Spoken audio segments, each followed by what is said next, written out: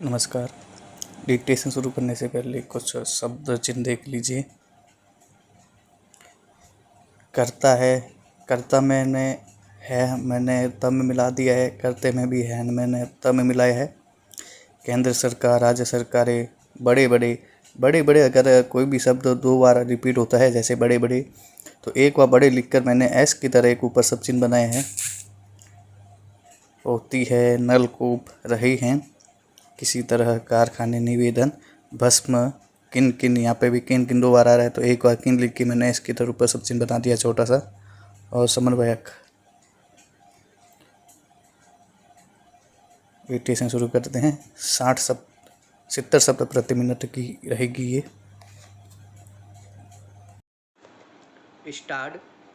70 शब्द प्रति मिनट।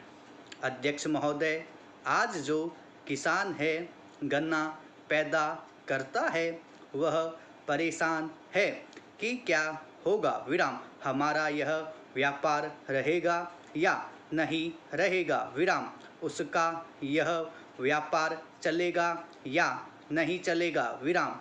एक तरफ तो यह कहा जाता है कि किसानों को गन्ने की ज़्यादा कीमत मिले विराम, हम किसानों की सहायता करना चाहते हैं और किसानों से हम यह आशा करते हैं कि वे अधिक पैदा करें विराम।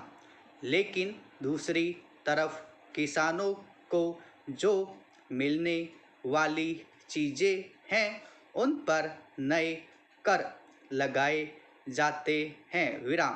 केवल केंद्र सरकार ही नहीं बल्कि राज्य सरकारें भी कर लगाती रहती है विराम।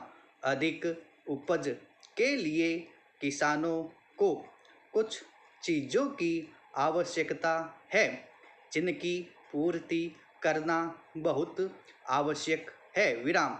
उनको ऐसे साधन चाहिए जिनको वे खेती में उपयोग कर सके विराम पहरा।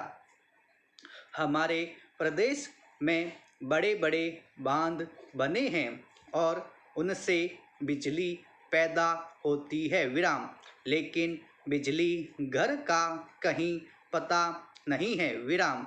बिजली घर यदि बना भी हुआ है तो भी उनको बिजली नहीं मिलती है विराम।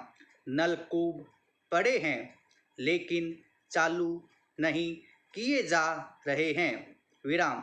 जहाँ पर बिजली पहुँची भी है वहाँ के जो किसान हैं वे भी दर दर की ठोकरें खाते फिरते हैं, लेकिन उनको बिजली नहीं मिलती है विराम। बेचारे किसी तरह से कर्ज लेकर डीजल पंप खरीदते हैं और उससे वे काम चला रहे हैं विराम। लेकिन अब सरकार ने डीजल तेल पर भी कर बढ़ा दिया है विराम। इसका नतीजा यह होगा कि उनके पंप पड़े रह जाएंगे विराम। फिर आपको कहाँ से अन्न मिलेगा क्वेश्चन मार्क।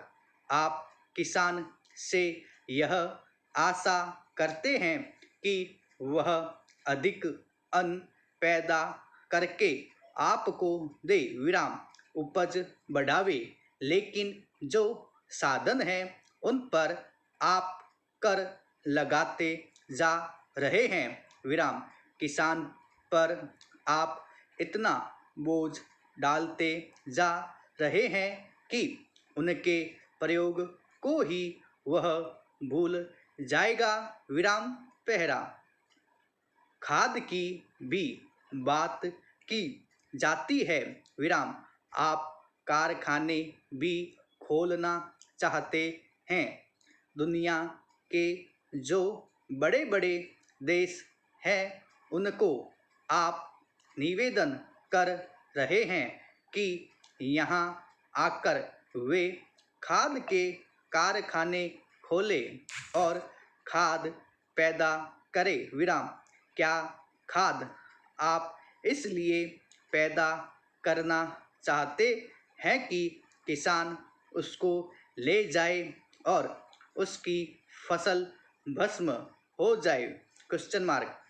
कारण यह है कि उसको समय पर पानी तो मिलेगा नहीं। विराम। अगर पानी नहीं मिलेगा तो खाद किस काम आएगा? Question mark. इसलिए आवश्यकता इस बात की है कि उसे पहले पानी दिया जाए। विराम। पहरा। आप जानते हैं कि इस देश में 80% लोग खेती करते हैं और उसके बाद भी आज हमारे देश का सम्मान दूसरे देशों में कितना है? Question mark. आज हम दूसरे देशों से देश के नागरिकों के लिए खाद्यान्नों का आयात काफ़ी मात्रा में कर रहे हैं। विराम। खाद्यान्न की स्थिति बिल्कुल संतोषजनक नहीं है। विराम। देश में जहां लोग 80% खेती करते हैं, हम भोजन के मामले में भी आत्मनिर्भर नहीं हुए हैं। विराम। इसके कुछ कारण है। विराम। जिस समय देश स्वतंत्र हुआ उसी समय से इस सरकार ने कुछ गलतियां की है, जिसका यह परिणाम है कि आज इतने वर्षों के बाद भी हम आत्मनिर्भर नहीं हो सके हैं। विराम। उसका सबसे बड़ा कारण यह है कि अपने देश में पहला स्थान खेती को न देकर उद्योग को दिया गया है। विराम। उद्योग हमारे देश के लोगों की जीविका का मुख्य साधन नहीं हो सकता है। विराम। भोजन की समस्या के हल के लिए किन किन चीज़ों की आवश्यकता है, उसकी तरफ हमें ध्यान देना चाहिए। विराम। सबसे पहले पानी की आवश्यकता है। विराम। मैं समझता हूँ कि देश में सिंचाई पर काफ़ी जोर दिया जाना चाहिए और सिंचाई तथा खाद्य मंत्री एक होना चाहिए। विराम। यह मेरी मांग है। विराम। पानी के बाद खेती के लिए खाद भी आवश्यक है। विराम। खाद का स्थान दूसरा हो सकता है। विराम। आज देश में खाद की बात काफ़ी जोर देकर कही जाती है। विराम। यह कहा जाता है कि उपज को बढ़ाने के लिए खाद की आवश्यकता है। बिना खाद के उपज नहीं बढ़ सकती। विराम। किंतु खाद कहाँ तक उपज को बढ़ा सकेगी, यह भी देखने और सोचने की ही बात है। विराम। इस और एक समन्वयक नीति चाहिए। विराम।